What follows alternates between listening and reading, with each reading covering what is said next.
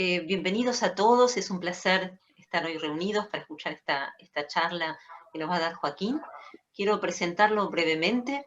Joaquín es docente, es médico, y es especialista y es orador en el área de la medicina del estrés y de la psiconeuroinmunoendocrinología. Así que va a ser un súper placer escuchar lo que tenés para compartirnos hoy respecto de la medicina del estrés en un momento en que este tema está tan vigente. Muchísimas gracias, Joaquín. Bueno, muchas gracias Fabi, muchas gracias también a Beto, a Alicia, a todo el equipo de Vivir Agradecidos que hace posible este encuentro. Veo muchas caras conocidas, mucha gente querida, la verdad que sí, que bienvenidos a todos, a los no conocidos también.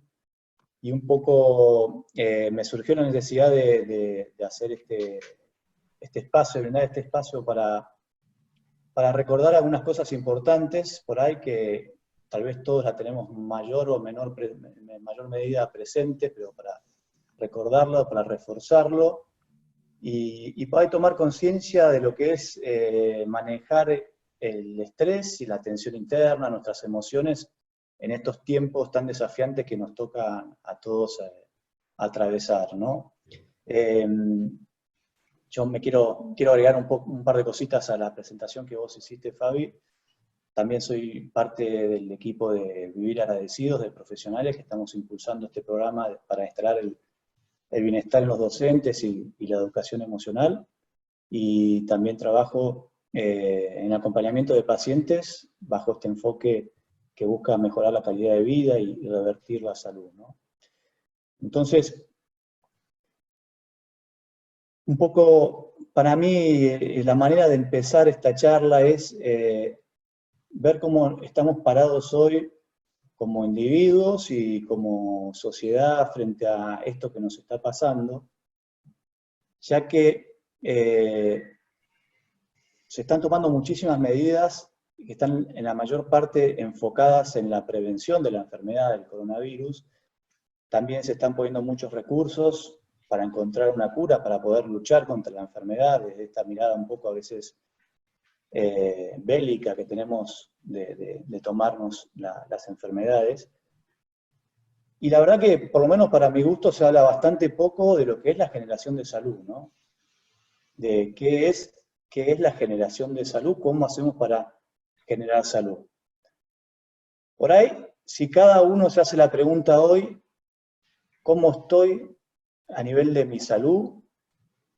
Va a poder encontrar algún indicador que enseguida le va a decir, por este lugar estoy bien, y por este lugar tal vez tendría que mejorarlo. Así que lo que yo espero es que este espacio que vamos a compartir sirva para que cada uno pueda reforzar sus hábitos saludables, para sostenernos de la mejor manera, y para poder estar bien, primero, nuestra experiencia de vida, que esto creo que es algo ya fundamental, de poder realmente atravesar bien todas las situaciones difíciles, ¿no?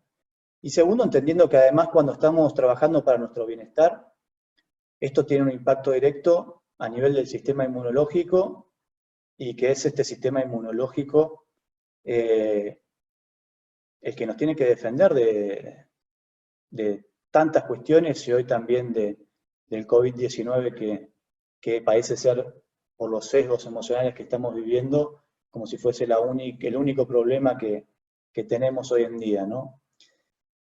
Entonces, para arrancar, a mí me gustaría mostrarles leerles esta definición de lo que es la salud, que es una definición que propuso este científico Machet Huber en 2011 para cambiarla por esa definición que está en la OMS hace un montón, y que él proponía la definición de salud como la capacidad de adaptación y autogestión ante los desafíos sociales, físicos y emocionales.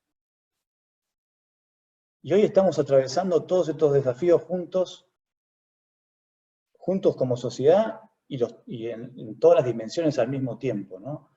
Porque tenemos desafíos sociales, tenemos desafíos emocionales y tenemos desafíos que ponen en juego nuestra salud física. Entonces, ¿cómo interpretamos toda esta situación? ¿Cómo podemos hacer para llevarlo de la mejor manera posible, ¿no? Entendiendo que nuestro bienestar va a jugar un rol importante en nuestro estado interno, ¿no? Entonces, me parece que es importante que podamos definir primero que nada qué es el estrés. ¿Qué es el estrés? Porque todo el mundo habla del estrés, es un tema que todos hablamos y mencionamos alguna vez lo hemos sentido, alguna vez lo hemos experimentado. Pero tenemos que entender que cuando hablamos de estrés estamos hablando de una respuesta que es fisiológica, es una respuesta que es neurohormonal inmunológica, hoy se habla de que es una respuesta neurohormonal inmunológica, porque el destino final de esa respuesta del estrés no es solamente las hormonas del estrés como el cortisol, la adrenalina y otras que pueden aumentarse, sino que todo eso termina afectando el comportamiento de nuestro sistema inmunológico. Nuestro sistema inmune es el target final de todos nuestros procesos internos. De todos nuestros procesos internos. Todas nuestras respuestas emocionales, todos nuestros pensamientos van a terminar generando una reacción que va a llegar a afectar a ese sistema inmune y al mismo tiempo el sistema inmune se comunica con nuestro cerebro y puede modificar nuestros comportamientos, ¿no? Todos cuando hemos estado una vez con gripe, hemos sentido esa falta de ganas de salir de la cama o de movernos, y eso tiene que ver con un montón de señales que da el sistema inmune al cerebro para que nosotros sostengamos el comportamiento de la enfermedad, ¿no? Entonces, lo primero es entender esta relación que hay entre lo que pensamos, nuestras emociones y nuestro sistema inmunológico. Ahora,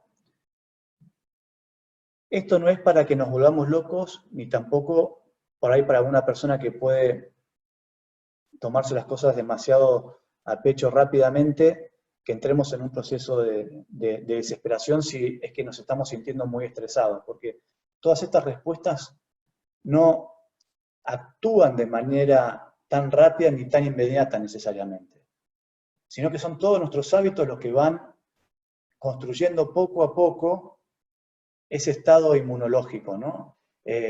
Cannon fue uno de los primeros investigadores que se puso a trabajar sobre el tema del sistema inmune y la respuesta del estrés, y fue el que creó el concepto de la homeostasis, ¿no? Esta homeostasis como un equilibrio donde todos los sistemas funcionan a la perfección para sostener la vida, ¿no? Dentro de un movimiento de gap, dentro de un marco de valores o de referencia. Ante el aumento de demandas, aumenta la presión, hay una respuesta más fuerte por parte del cuerpo, del organismo, que hace que se tenga que gastar más energía para sostener todos esos parámetros. Pero de sostenerse esa respuesta, lo que sucede es una carga holostática, es decir, una sobrecarga de tensión o estrés que puede dejar esos parámetros un poquito fuera de lugar, ¿no? Como cuando puede pasar con alguna alteración endócrina, es decir, alguna hormona que queda fuera de su nivel basal, o con la presión arterial, o con el azúcar en sangre, ¿no? Entonces, desde esta mirada que es muy holística y muy sistémica, entendemos lo que es nuestra integridad, que no está la mente por un lado y que está el cuerpo por el otro, ¿no? Durante mucho tiempo la medicina se atendió con esta dualidad mente-cuerpo como si fueran entidades completamente separadas, que no tienen ninguna relación, y bueno, gracias a todas estas investigaciones que ha hecho en los últimos años, sobre todo de la psiconeuroendocrinología, entendemos que no hay ningún proceso interno que no pueda marcar la diferencia en nuestro interior, ¿no? Entonces, lo que me parece que puede ser de valor es que ahora cada uno pueda identificar en sus comportamientos, no sin transmitirlo, porque obviamente somos un montón, ¿no? Pero sí que podamos identificar si hubo algo que se modificó desde que comenzamos con todo esto me refiero a la cuarentena y toda la pandemia, si algo que se modificó en mi sentir o en mis hábitos, ¿no? Porque también cada persona responde de manera diferente frente al estrés. No es una sola respuesta estereotipada y que es para todos igual. Cada persona responde de manera diferente frente a esto, y para algunos se puede manifestar con mayores dificultades para dormir, con algunas personas se puede manifestar con más angustia, algunas personas puede ser que se manifieste con mayor irritabilidad, algunas personas pueden manifestarse con mayor hambre, y para otras pueden ser menos hambre, ¿no? Entonces, pues es importante que podamos identificar cómo estamos con respecto a esto desde que comenzamos, y si tuvimos algo diferente, ¿no? ¿Hubo algo que cambió desde que comenzamos con todo esto? Eso lo podemos reflexionar un poquito más. Porque va a ser muy importante cómo afrontemos toda esta situación, ¿no? Que estamos viviendo todos juntos. Y es importante entender que hay muchas cosas de nuestros hábitos y nuestro comportamiento que nos pueden ayudar a estar bien y a atravesar toda esta situación desde una óptica mejor. Entonces a mí me gustaría poder mencionar alguna de ellas. Primero, y una de las más importantes, que en lo personal también me está ayudando mucho, quiero avisarles que vamos a tener ahora, cuando termine, un espacio para preguntas y para responder, que la pueden escribir en el chat, ¿sí? Así que pueden escribir las preguntas que quieran en el chat. Como les decía, uno de los hábitos más importantes es el hecho de poder meditar, el hecho de poder generar esta respuesta de relajación. Así como la respuesta al estrés fue muy estudiada y la tenemos bien identificada en todo lo que pasa en el cuerpo, también está muy estudiado, esto lo empezó a estudiar el doctor Benson, que hoy trabaja dentro de la Escuela de Medicina de Harvard, con programas de manejo del estrés.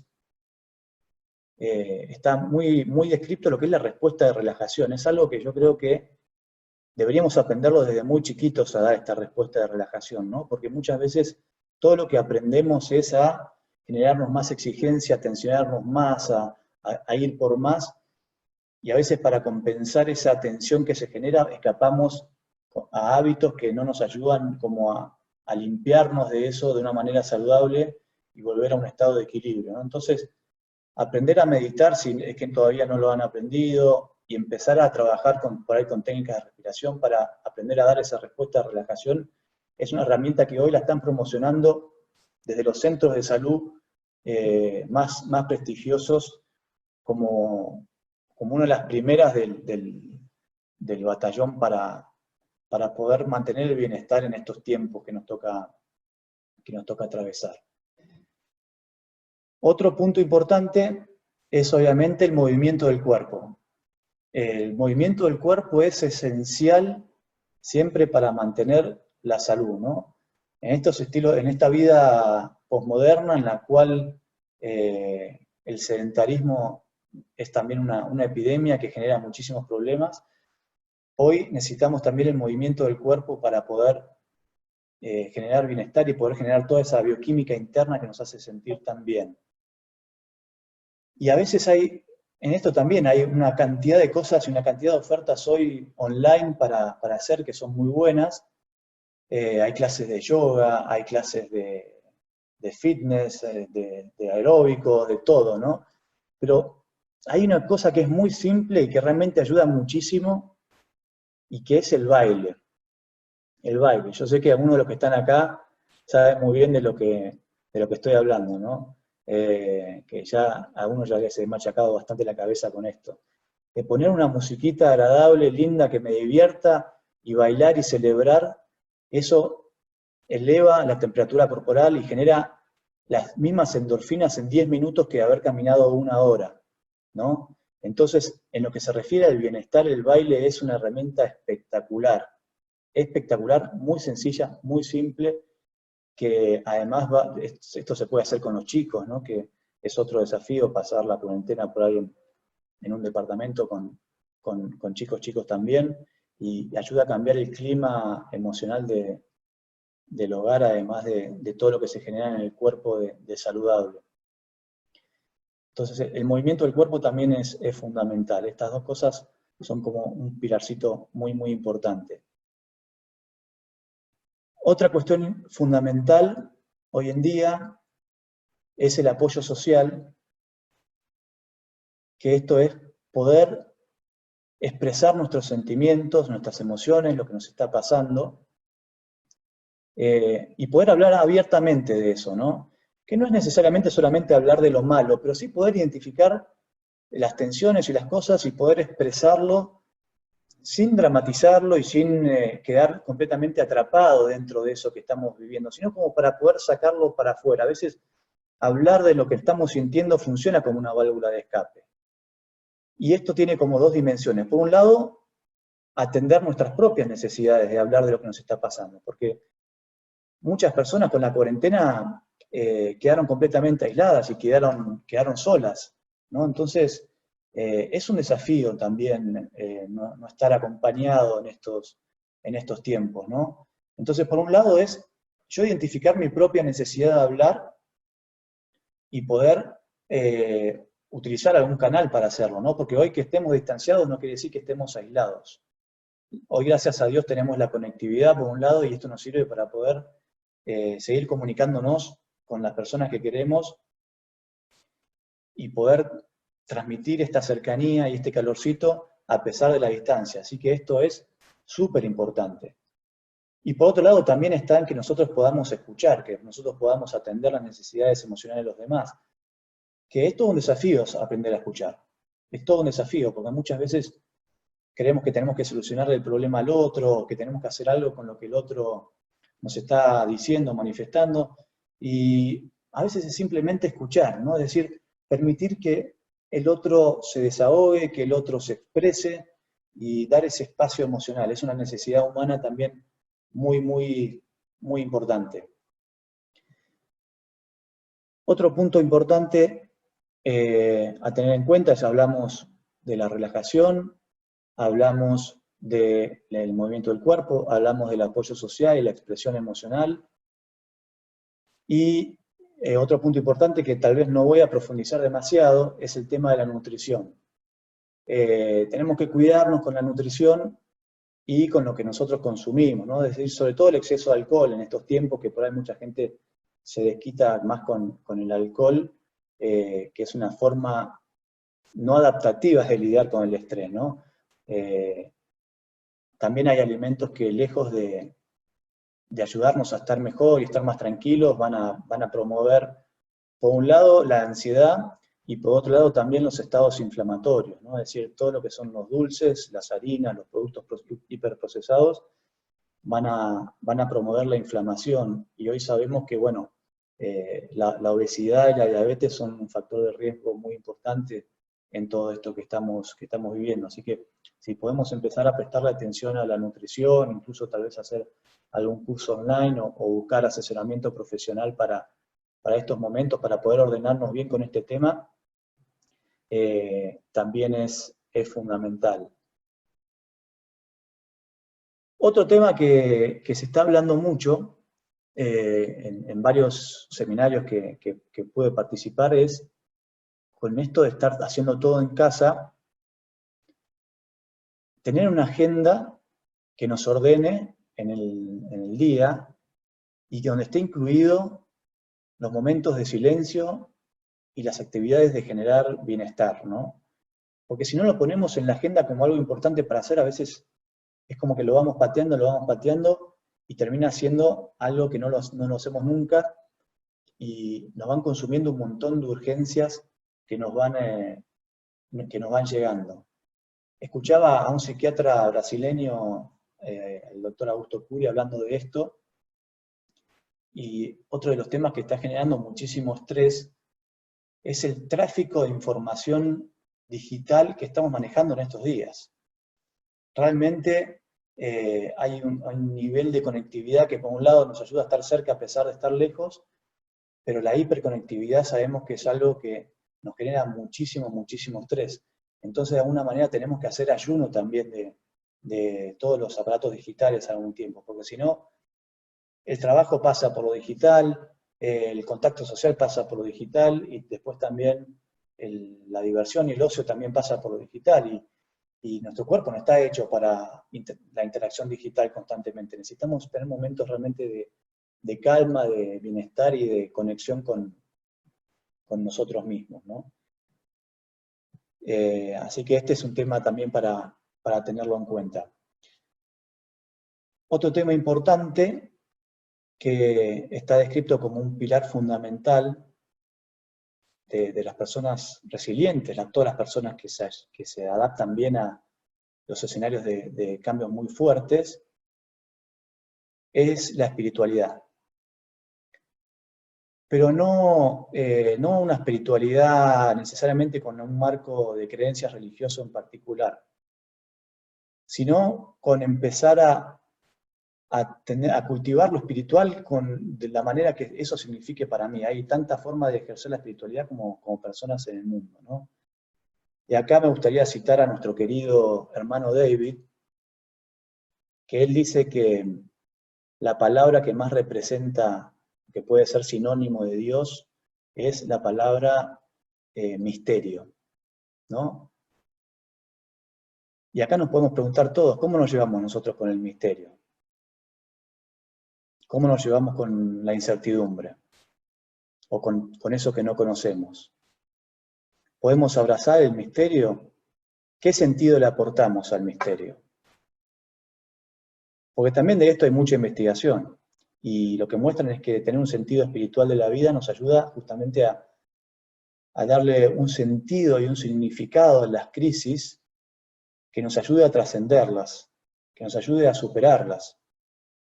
Además del sentido de pertenencia que muchas veces se puede generar, o el sentido de humanidad común también que se puede generar a través de cultivar una mirada espiritual de la vida, que es por ahí, bueno, empezar a indagar más allá de lo que podemos ver y empezar a relacionarnos de una manera sana con este misterio, porque si vamos a hablar del estrés, gran parte del estrés se genera por querer mantener el control en un escenario de incertidumbre. Gran parte de la respuesta del estrés es por esto. Y en realidad la incertidumbre la vivimos ahora porque nuestra vida, la de todos, ha cambiado radicalmente. Pero en la vida, en nuestra experiencia, desde el lado de acompañar distintas situaciones, incluso en la propia vida, ¿no? Sabemos muy bien que la incertidumbre en realidad es siempre. Siempre está la incertidumbre, es uno de los principios de la vida. Y tenemos que aprender a amigarnos con esta incertidumbre. Porque es esta incertidumbre que puede ser vivenciada de dos maneras, ¿no? O podemos entrar en estados de desesperación, donde vamos a tratar de tener el control de la situación, elaborando estrategias que nos van a llevar a la neurosis, o podemos entender la incertidumbre y la impermanencia como una manera más de conectarnos con el presente y con la gratitud por todo lo que tenemos hoy.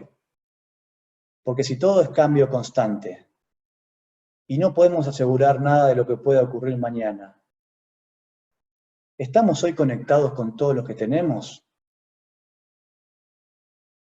¿Podemos sentir esa experiencia de estar agradecidos y conectados con todo lo que tenemos hoy?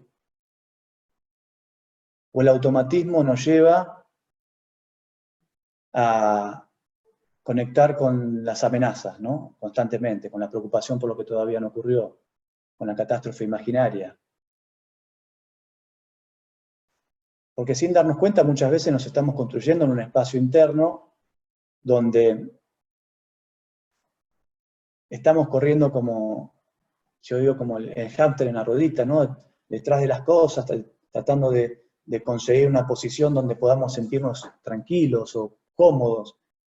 Y al final esa ruedita es como que internamente nunca se acaba, y siempre nos vamos construyendo en un montón de momentos presentes que no estamos prestando atención.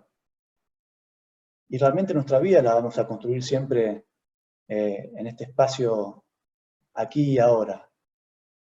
Y acá la gratitud es una virtud realmente a practicar y a desarrollar, que nos vuelve también como más conscientes para atravesar esto parados en otro lugar, ¿no? Para algunas personas hablar de gratitud en estos momentos bueno, o hablar de la gratitud ante las crisis es una mirada un poco inocente o naif o poco realista, pero realmente conocemos muchísimas historias de personas que pudieron cambiar esta mirada de la vida y cambiaron la forma en que las cosas los afectaron, y que crisis muy fuertes por ahí cómo les afectaron, ¿no? Y es más, algunas de esas personas yo sé que están aquí ahora, participando de este encuentro. Entonces es muy importante que podamos entender la importancia de acompañar un proceso interno virtuoso que nos ayude a adaptarnos ante esta situación de la mejor manera posible, ¿no? Y cada uno va a tener que trabajar en su interior y tratar de amigarse con sus propios demonios. Indefectiblemente en la vida nos pone en esa situación, pero por suerte hay muchas herramientas que disponemos. Entonces, antes de pasar a la meditación guiada que vamos a tener ahora al final de este encuentro, vamos a abrir un espacio para que puedan hacer preguntas a través del chat, ¿sí? Y bueno, iré respondiendo todas las preguntas en la medida que pueda. A ver. Acá hay una de Norma que nos dice si podemos asociar la meditación a una mera relajación o son conceptos distintos.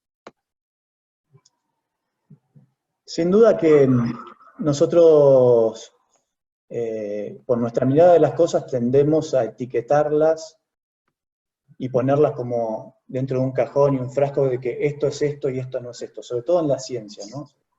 Pero cuando nosotros vemos las cosas desde lo que es la experiencia, sin duda que podemos entrar en estados de meditación viendo un atardecer, o incluso se ha estudiado las personas que tejen. Yo vi a alguien que al principio la veía que estaba tejiendo, cuando al tejer se entra en un estado mental muy, muy particular.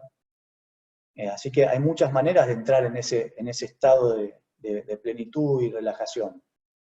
Pero una manera consciente de hacerlo y poder hacerlo de manera voluntaria es aprendiendo a meditar, digamos.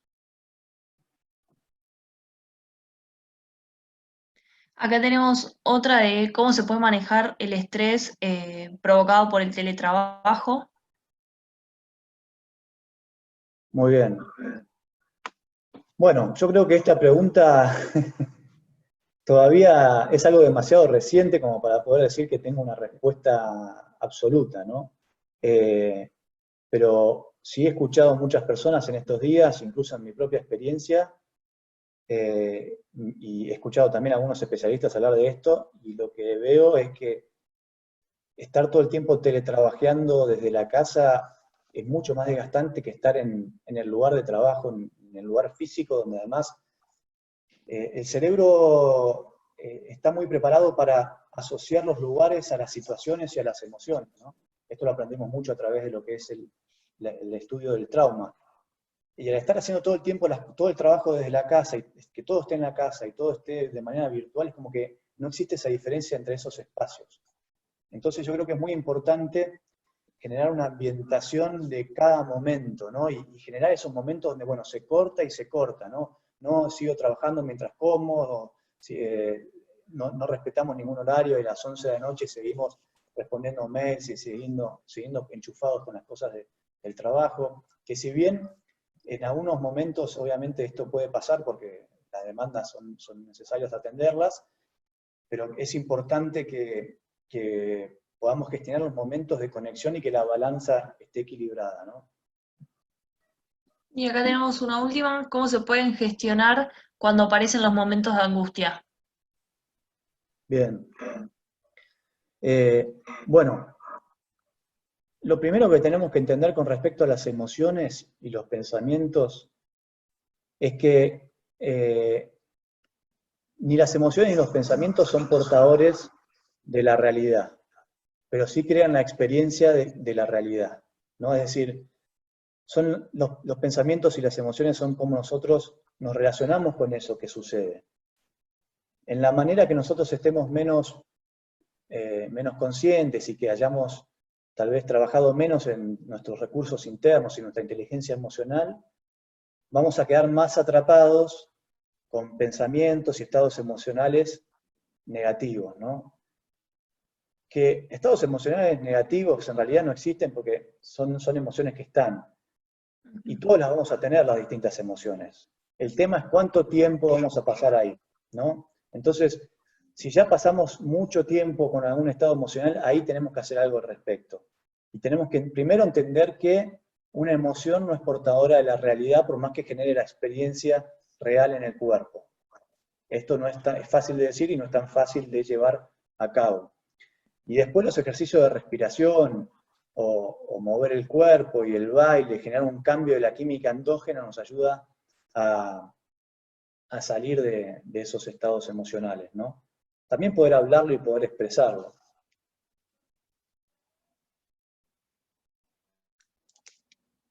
Y estoy viendo, pero por ahora no encuentro más. A ver si alguien más quiere mandar. Yo vi uno ahí, que no sé si me llegó a mí solamente. A ver, porque a veces escriben y a mí se me va para arriba y no la encuentro. A ver. ¿Cómo combatir el insomnio? Preguntaron. Ah, mira. Ahí está. Me apareció. Está muy bueno. Esta pregunta creo que es muy importante, que también es algo que me ha pasado a mí, que he escuchado que le ha pasado a muchas personas desde que empezó la cuarentena. Si hay un insomnio que tiene que ver, que es de reciente comienzo y que comenzó en estos tiempos con la cuarentena, lo que recomiendo es, primero, un ayuno digital que comience a las 8 de la noche. Esto es fundamental. A las 8 y si se puede antes, mejor todavía, ¿no? Dentro de lo posible. Si se puede hacer una relajación también a la tardecita, a tarde-noche, eso ayuda muchísimo también. Hacer actividad física durante el día, no a la noche, no a la tardecita, sino durante el día y más temprano, también ayuda mucho. Y si es necesario, la verdad que también, y esto yo también lo uso y lo he conocido mucho más a través de trabajar junto con el doctor Daniel Cardinali, es la melatonina como suplemento que nos ayude a inducir el sueño. La melatonina es un suplemento que es natural, que es de venta libre, prácticamente no tiene dosis tóxica. Según Cardinali ha hecho experiencias con hasta 400 miligramos por día sin ninguna dosis tóxica, y por ahí con una dosis de 10 o 20 miligramos nos puede ayudar mucho a tener un descanso que sea además reparador, mucho mejor que el descanso que es inducido por las benzodiazepinas como el clonazepam o el lorazepam o todos los que terminan en PAM, ¿no? Que también hoy se están consumiendo muchísimo. Se venían consumiendo desde antes y ahora con la ansiedad aumentada todavía más. O sea, poder usar la melatonina como suplemento lo recomiendo ampliamente.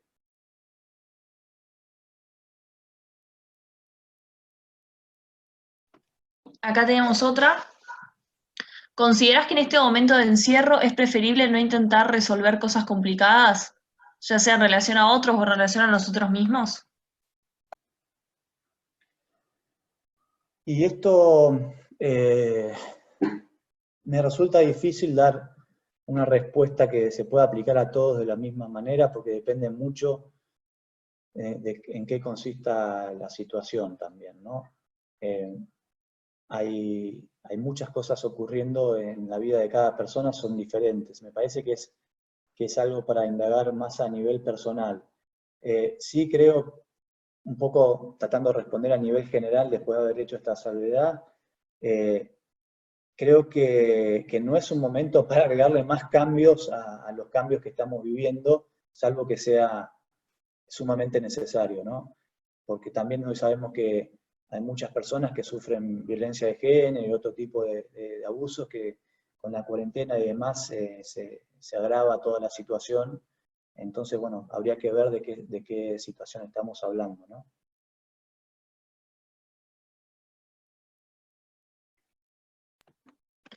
Y acá, ¿cómo responder ante las personas pesimistas? ¿Qué decir a los que ven todo malo? Bueno, dejarlos. Dejarlos nomás. La verdad que respetar, es difícil, es un acto a veces de amor también respetar el estado del otro cuando está mal. Sí, a veces es sano poner un distanciamiento, o por lo menos de cambiar de tema de una conversación, ¿no? Porque a veces puede ocurrir esto en un vínculo muy cercano, o tomar una distancia temporal hasta que el otro se le pase a algún estado, porque muchas veces la persona por ahí no quiere aceptar nuestros consejos tampoco. Si la otra persona persiste en la negatividad, y bueno, sigamos nosotros tratando de aportar nuestro lado positivo de las cosas y una visión más optimista.